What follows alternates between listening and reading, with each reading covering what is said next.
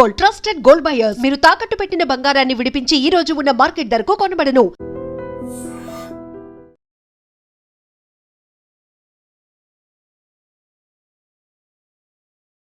అనకాపల్లిలో జాతర జరుగుతోంది. జాతర అంటే మామూలు జాతర కాదు. వినాయక ఉత్సవాలను ఇంత జాతరగా జరగటానికి ప్రధాన కారణం అనకాపల్లి జిల్లా ఎన్టీఆర్ గ్రౌండ్స్ లో ఏర్పాటు చేసిన 126 అడుగుల ప్రపంచంలోని అత్యంత ఎత్తైనటువంటి వినాయక స్వామి వారి విగ్రహాన్ని ఏర్పాటు చేయడంతో వివిధ రాష్ట్రాల నుంచి కూడా ఈ అత్యంత భారీ గణనాథుని దర్శించుకోవడానికి వస్తున్నారు. శ్రీ సంపతి వినాయక ఉత్సవ కమిటీ ఆధ్వర్యంలో అనకాపల్లి జిల్లా ఈరోజు ప్రపంచవ్యాప్తంగా పేరు మారుమ్రోగిపోతుంది అంటే దానికి ప్రధానమైన కారణం అత్యంత ఎత్తైనటువంటి భారీ గణనాథుని ఇక్కడ అనకాపల్లి ఎన్టీఆర్ గ్రౌండ్స్ లో కొలువు తీర్చడమే. ఉత్సవ కమిటీ చైర్మన్ బుద్ధా భూలోక నాయుడు గారు మనతో పాటు ఉన్నారు. సో ఈ రెస్పాన్స్ చూస్తుంటే దాదాపుగా కొన్ని గంటల నుంచి కూడా భక్తులు క్యూ లైన్ లో వేచి ఉండాల్సినటువంటి పరిస్థితి.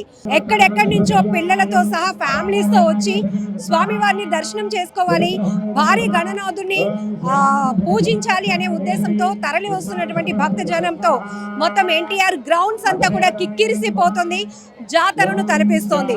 సో కమిటీ చైర్మన్ గా మీరు చెప్పండి, ఈ రెస్పాన్స్ చూస్తే కనుక వరల్డ్ లోనే అత్యంత ఎత్తైనటువంటి వినాయక విగ్రహం ఎక్కడ తయారు చేయించారు? అనకాపల్లిలోనే తయారు చేయించండి. అనకాపల్లిలోని కామధేను ప్రసాద్ అని శిల్పి చేయించాం. ఈ 126 అడుగులు కూడా ప్యూర్ మట్టితోనే 10 టన్నుల మట్టి, 90 టన్నుల కర్ర, సర్వే కర్రతో కూడా ఆ ఏటుకొప్ప వాళ్ళు కుర్రవాళ్ళచే కట్టించడం జరిగింది. మాకు ప్రపంచ పటంలో అనకాపల్లి పేరు నిలపాలనే ఉద్దేశంతో ఈ యొక్క కార్యక్రమం చేస్తాం. చాలా ఆనందంగా ప్రజల స్పందన కూడా చాలా బాగా వచ్చింది, రిసీవ్ చేసుకుంటున్నారు. అందంగా కూడా స్వామివారిని తయారు చేశారు. ఆ శిల్పి గారికి కూడా ప్రత్యేక ధన్యవాదాలు తెలియజేసుకుంటున్నాం. స్వామివారి విగ్రహం రూపం చూస్తేనే చాలా కన్నుల పండుగ ఉంది. సో ప్రత్యేకంగా ఈ అలంకరణకి ఏమైనా పేరు పెట్టారా? 126 అడుగుల ఈ సంపతి వినాయక ఉత్సవ కమిటీ అని పేరు పెట్టామండి. కానీ స్వామివారి లక్ష్మీ గణపతి అవతారం, లక్ష్మీ గణపతి అవతారంలో ప్రజలకి దర్శనమిస్తున్నాడండి. ఎన్ని రోజుల పాటు ఎన్టీఆర్ గ్రౌండ్స్ ఇలాగే కలకలలాడబోతోంది? ఉత్సవాలు ఎన్ని రోజులు జరుగుతాయి? ఇంత భారీ ఎత్తున తరలి వస్తున్న జనంతో పాటు ఏర్పాట్ల విషయంలో కూడా ఎలాంటి కేర్ తీసుకుంటారు? దూర ప్రాంతాల నుంచి వచ్చిన ప్రజలకు తగిన సౌకర్యాలు ఏర్పాటు చేసామండి. త్రాగునీరు, అదే సులాబ్ కాంప్లెక్స్, అలాగే పార్కింగ్ ప్లేస్, ఉచితంగా పార్కింగ్ ప్లేస్, అలాగే ఉచితంగా దర్శనం ఉదయం 6 గంటల నుండి 8 గంటల వరకు, మధ్యాహ్నం 1 గంట నుండి 3 గంటల వరకు కూడా ఉచిత దర్శనాలు. అలాగే అన్నిట్లో కూడా చిన్నపిల్లలకు కూడా ఫుడ్ స్టాల్స్ అని ఫ్యాన్సీ ఎగ్జిబిషన్ కూడా ఏర్పాటు చేయడం చేశాం. ఎన్ని రోజుల పాటు జరగబోతుంది? నిమజ్జనం ఎలా ప్లాన్ చేస్తున్నారు? నిమజ్జనం ఇక్కడ జరుగుతుందండి. నిమజ్జనం 22వ తారీఖు సెప్టెంబర్ పెట్టడం జరుగుతుంది. 20వ తారీఖుని స్వామివారికి సిద్ధి బుద్ధి కళ్యాణం చేసి తదనంతరం 30,000 మందికి అన్నదానం చేసిన తర్వాత నిమజ్జనం 22వ తారీఖుని ఇక్కడ చేయడం జరుగుతుంది. స్వామివారిని చూడాలి అనే ఆసక్తితో పాటు నిమజ్జనం, అంత భారీ విగ్రహానికి నిమజ్జనం ఎలా జరుగుతుందని చూడడానికి కూడా లక్షలాదిగా భక్తులు తరలి వచ్చే అవకాశం ఉంటుంది. సో ఆ వాటర్ ఫెసిలిటీస్ కానీ ఎట్లా జరగబోతుంది? ఆ ఫైర్ ఇంజిన్కి ఆల్రెడీ ఇంటిమేట్ చేయడం జరిగిందండి. ఫైర్ ఆఫీసులకి ఇక్కడ భారీ బందోబస్తు పోలీసు ఏర్పాట్లు చేస్తున్నాం. అలాగే ఎటువంటి అవాంఛనీయ సంఘటనలు జరగకుండా సిఐ విజయ్ కుమార్ గారు చర్యలు తీసుకుంటున్నారండి. డిఎస్పీ శ్రావణ్ గారు కూడా ఇవన్నీ చేయడం జరుగుతుంది. ఈ ఉత్సవ ఏర్పాట్లన్నీ కూడా డైట్ కాలేజీ చైర్మన్ అయినటువంటి దాడి రత్నాకర్ గారి పర్యవేక్షణలో జరుగుతున్నాయండి. సో ఎలా అనిపిస్తోంది? ఆ ఉత్సవ కమిటీ చైర్మన్ గా చాలా పెద్ద బాధ్యతలు తీసుకున్నారు. ఈ ఉత్సవాల ద్వారానే అనకాపల్లి పేరు మరోసారి మారుమ్రోగుతుంది, ఒక వైబ్రెంట్ కనపడుతోంది. నాకు ఎప్పటి నుండో కళ ఉందండి. ఆ కళ ఈ సంవత్సరం నెరవేరింది. చాలా మంది అనుకుంటున్నాం కానీ చేయలేకపోయాం. కానీ ఈ సంవత్సరం ఎట్లాగైనా చేయాలనే ఆలోచనతోనే ఈ కార్యక్రమం చేయడం జరిగింది. నిజానికి అనకాపల్లిలో కొన్ని సంవత్సరాల నుంచి ఉత్సవాలు జరుగుతున్నాయి, వినాయక ఉత్సవాలు.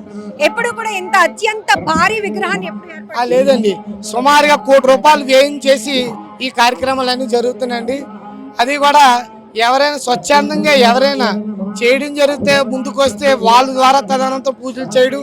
అలాగే రోజు కూడా 22వ తారీఖు వరకు కూడా ఆధ్యాత్మిక కార్యక్రమాలు పెడుతున్నాయి. ఇక్కడ ఏదో కల్చరల్ యాక్టివిటీస్ పెట్టకుండా, ఏదో నవ్వులకు గారడి కాకుండా, సనాతన ధర్మం కాపాడడం కాకుండా భక్తి ఆధ్యాత్మిక భావం కలగాలని భావితరాలకి చిన్నపిల్లలకు కూడా ఆధ్యాత్మిక భగవద్గీత అంటే ఏంటో తెలియాలని స్కూల్ పిల్లలకు కూడా భగవద్గీత శ్లోకాలు చెప్పిన ప్రతి ఒక్కరు కూడా ఉచితంగా దర్శనాలు పెట్టాం.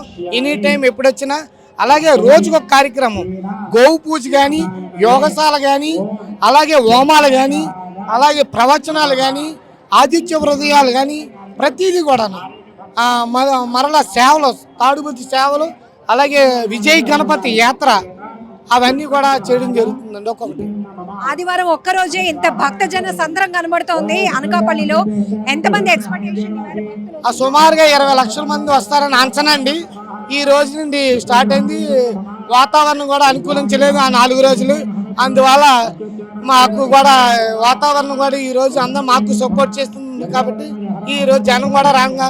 రెండోది, ఉచితంగా బస్సులు ఏర్పాటు చేసిన ప్రభుత్వం వారికి కూడా ప్రత్యేక ధన్యవాదాలు. మహిళా భక్తులు ఎక్కువగా మహిళలకి ఉచిత బస్సు ఏర్పాటు చేయడం, ఉచితంగా కరెంట్ ఇవ్వడం వల్ల ఇలాంటి ఉత్సవాలు చేయడానికి మేము ముందుకు వచ్చాము. మాకు కొద్ది ఖర్చు వ్యయం తక్కువ అవుతుంది అన్నమాట, ఖర్చు తగ్గుతుంది. And for more videos, Please subscribe to iDream. Please subscribe to iDream. Please subscribe iDream. And please subscribe to iDream.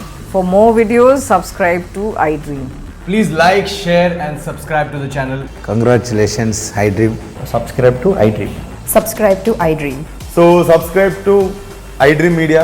iDream team అందరికి huge congratulations. Please subscribe iDream Media. Please subscribe to iDream. Subscribe iDream. Please subscribe to iDream. iDream అంటే నా కళల ఛానల్ను subscribe చేసుకున్న నోరు తిరుగుతలేదు. మీరైతే గంట గుర్తు కొట్టండి. For more such videos, please subscribe to iDream. Subscribe to iDream. Please subscribe to iDream. Please subscribe iDream Media. Please do subscribe to iDream. Please subscribe to iDream Media. For best entertainment and information, please subscribe iDream. And don't forget to subscribe to iDream.